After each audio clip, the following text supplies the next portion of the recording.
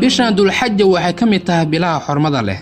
waxayna la gaar tahay inay xambaarsan tahay maalmo gaar ah iyo camalo waaweyn wuxuuna Allah subxaanahu wa ta'aala ku sheegay maalmahan ugu horeeya in ay aad u fadli badan yihiin walibana Allah baa ku dhaartay maalmahaas wuxuuna yiri بسم الله الرحمن الرحيم والفجر وليال عشر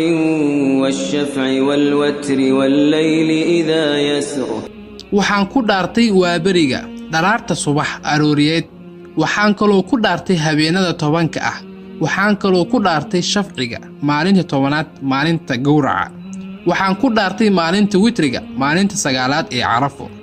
haddaba ruuxa muslimka ah waa inuu ka faa'iideystaa maalmahan ugu horeeya bisha dulxajja oo uu sameeyo acmaal wanaagsan gaar ahaan acmaasha fadliga badan sida salaadaha waajibka ah oo loo kala hayo waqti hore laguna tukado jamaacada iyo in la badsado salaadaha sunnooyinka ah in la soomo 9 maalmood qofkii awooda rasuulka sallallahu alayhi wasallam wuxuu ahaa mid soomi jiray 9 maalmood ee dulxajja maalinta cashuura iyo 3 maalmood oo bil kasta ah si gaar ah in loo soomo maalinta 9aad waayo soomka maalinta 9aad ee Carafo aad ayuu u fadli badan yahay waxaana lagu dhaafaa dunuubta sanad la soo dhaafay iyo sanad soo socda nabiga sallallahu alayhi wasallam waxa uu sheegay inaysan jirin maalmo uu Ilaahay subxaanahu wa ta'aala amalka suuban ka jecel yahay 10kan maalin saxaabada waxay rasuulka weydiiyeen xataa ma ka fadli badan yahay jihaadka loo gal Ilaahay dartiis wuxuu ku jawaabay rasuulka sallallahu alayhi wasallam xataa jihaadka loo gal Ilaahay dartiis